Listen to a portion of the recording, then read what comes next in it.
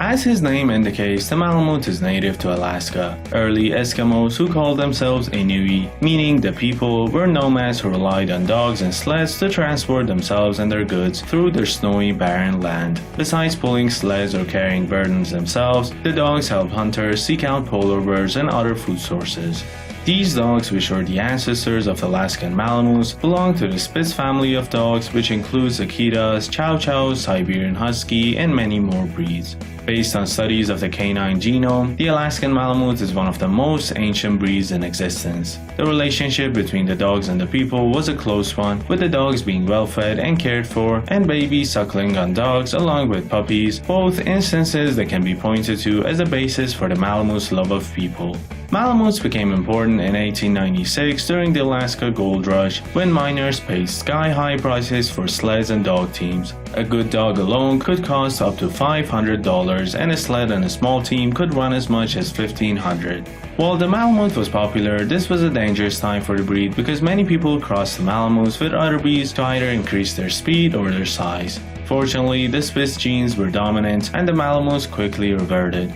Known as the Chien de Berger, the Malinois is often seen riding in a police car. This herding breed from Belgium, as he takes his name from the town of Malang, does not have a well-known history before the late 19th century and the late 1800s. He may have been helping shepherds care for flocks for centuries, but it wasn't until 1891, in a burst of national enthusiasm, the Belgian herding dogs were divided into types and given different names. The short-haired Malinois became quite popular as a herder, and his abilities were later turned to police and military work. Photos of police dog trials in 1903 showed the Malinois climbing 10-foot ladders and performing other displays of agility. It's not surprising that many of the dogs were conscripted during the World War I. The American Kennel Club accepted the breed in 1911, calling them Belgian sheepdogs and not separating them by coat type. Today, the Malinois is a popular police and military dog and can be a good family companion in the right home. Alaskan Malamutes are friendly and love people. This makes them a wonderful choice for the active family that's got a thief alarm and doesn't need a Malamute for his watchdog abilities. That's because he doesn't have any.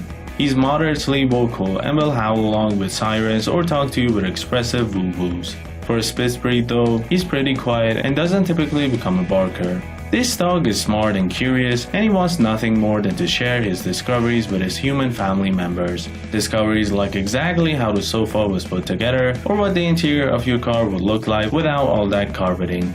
The good news is that destructiveness in a Malamute is preventable and treatable. The cure is exercise and lots of it, no matter what the weather is or if you have the flu. Lots and lots of strenuous exercise. Hiking, pulling sleds in winter and carts in summer, although don't let him become overheated. Competitive weight pulling and formal obedience are all good outlets for his brain and his brawn. The Malamute is smart, learns quickly and loves you, but he's also strong-willed and independent. Before we continue, please consider hitting that like and subscribe button as it would mean a lot. Thanks.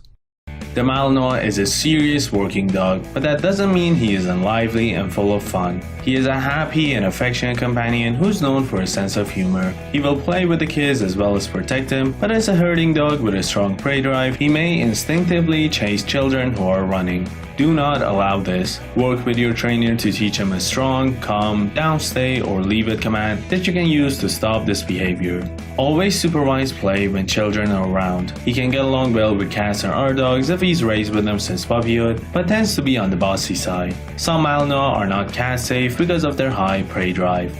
The Malinois is a great companion for a runner, jogger, or bicyclist. With that said, you will probably run out of steam before he does. While a Malinois may easily run for 5 miles or more, make sure to have your dog examined by your veterinarian before embarking on any exercise program. If your dog is free from any physical or medical conditions that could limit exercise, take him on strenuous hikes or let him run alongside your bicycle. A fenced yard is also essential for helping him get the exercise he needs in a safely confined area. He'll enjoy fetch games and will chase a ball or flying disc for as long as you can throw it. Agility, fly ball, obedience, rally, and tracking are just a few of the dog sports in which he excels. The Malinois loves games and is often described as having a high play drive. It's important to the Malinois to be a part of the family, and he loves having their attention. He's wary of strangers and makes an excellent watchdog, but he needs lots of socialization to make sure he doesn't become overly suspicious. The more people he meets, the better his judgment becomes. A Malinois who is well socialized is a confident dog. When he meets people outside the family, his temperament can range from outgoing to reserved, but he should never be shy or aggressive. Say no thanks if a puppy's parents aren't approachable or if a puppy seems either fearful or aggressive. Train this sensitive and highly intelligent dog with light touch. He learns quickly and responds to moods and tones of voice, so harshness or rough treatment is often counterproductive. Any dog, no matter how nice, can develop obnoxious levels of barking, digging, counter-surfing, and other undesirable behaviors if he is bored, untrained, or unsupervised. Any dog can be a trial to live with during adolescence. Start training your puppy the day you bring him home. Even at 8 weeks old, he's capable of soaking up everything you can teach him. Don't wait until he's 6 months old to begin training, or you will have a more headstrong dog to deal with. If possible, get him into puppy kindergarten class by the time he's 10 to 12 weeks old and socialize.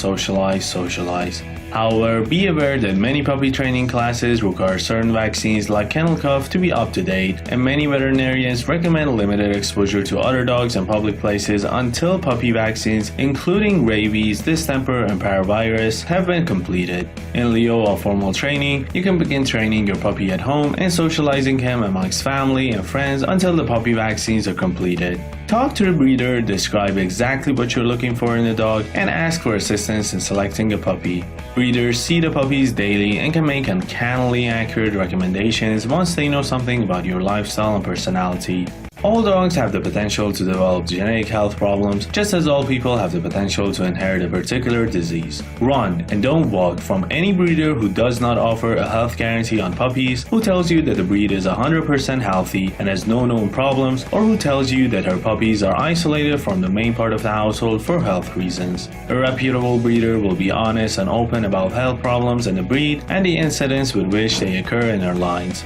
The Malamute is a fairly healthy dog, but he's at risk for some genetic diseases, including hip dysplasia. This is a particularly devastating condition for an active running dog like the Malamute. Make sure your breeder provides you with written documentation from the Orthopedic Foundation for Animals or the University of Pennsylvania, certifying that a puppy's parents are free of hip dysplasia. They can also suffer from inherited polyneuropathy, for which there is no screening test. This is a nervous system disorder that causes chronic lack of coordination and weakness in the dogs. The Alaskan Malamute Club of America participates in the Canine Health Information Center, a health database. Before any individual Malamute can be issued a CHIC number, breeders must submit hip evaluations from the OFA and eye test results from the Canine Eye Registry Foundation. The OFA certification of thyroid health is optional. A few health problems that have been seen in a Belgian Malinois include hip and elbow dysplasia, progressive retinal atrophy, cataracts, paneus, and epilepsy. The American Belgian Malinois Club, which is the American Kennel Club parent organization for the breed in the United States, participates in the CHIC. For a Belgian Malinois to achieve CHIC certification, he must have OFA or PEN-HP certification for hips, an OFA clearance for elbows, and an eye clearance from the Canine Eye Registry Foundation. Breeders must agree to have all test results, positive or negative, published in the CHIC database. A dog need not receive good or even passing scores on the evaluations to obtain a CHIC number, so CHIC registration alone is not proof of soundness or absence of disease, but all test results are posted on the CHIC website and can be accessed by anyone who wants to check the health of a puppy's parents. A good breeder will be able to discuss the prevalence of all health problems in her dog's lines, those with and without genetic screening tests, and help puppy buyers make an informed decision about health risks to their dog. Don't fall for a dishonest breeder's sales pitch. If the breeder tells you she doesn't need to do those tests because she's never had any problem in the lines, her dogs have been vet checked, or any of the other excuses bad breeders have for skimping on the genetic testing for their dogs, walk away immediately. Careful breeders screen the breeding dogs for genetic diseases and breed only the healthiest and best looking specimens. But sometimes Mother Nature has other ideas and a puppy develops one of those diseases despite good breeding practices. Advances in veterinary medicine means that in most cases the dogs can still live a good life. If you're getting a puppy, ask the breeder about the ages of the dogs in her lines and what they died of. Remember that after you've taken a new puppy into your home, you have the power to protect him from one of the most common health problems in dogs: obesity. Keeping your dog in an appropriate weight is one of the easiest ways to extend his life. Make the most of your preventive abilities to help ensure a healthier dog for life. The Alaskan Malamute has a thick, coarse double coat. It's not especially high maintenance, as you can brush it a couple of times a week to remove dead hair and distribute skin oils, but it sheds year-round and more heavily on a seasonal basis. A Malamute's owner's best friend after his dog is his vacuum cleaner. Twice a year, Malamutes blow their coats. Picture mountains of hair drifting all over the house and attaching itself to every surface. The rest of the year, the shedding is much less, so much so that you might be able to get away with vacuuming only twice a day instead of every 4 hours. If you can put up with that, the Malamute is a pretty easy-cared dog. Bathe him every few months or whenever he's dirty. He doesn't need any special trimming to maintain his distinctive look. The Malinois has a short, straight coat that sheds heavily. The coat is heavy around the neck and on the tail and near the back of the thighs. Brush it at least weekly to remove dead hair and distribute skin oils. Brush a little more often to help keep loose hair from landing on your floor, furniture, and clothing. Bathe him only as needed. The rest is basic care. Trim the nails as needed, usually once a month, and good dental hygiene is important, so brush the teeth frequently for good overall health and fresh breath. Check the ears weekly for dirt, redness, or a bad odor that can indicate an infection. If the ears look dirty, wipe them out with a cotton ball dampened with a gentle ear cleaner recommended by your veterinarian. It's best to introduce your dog to grooming at an early age so he will accept it gracefully. Alright guys, which one do you think you'll get? Tell me down in the comments.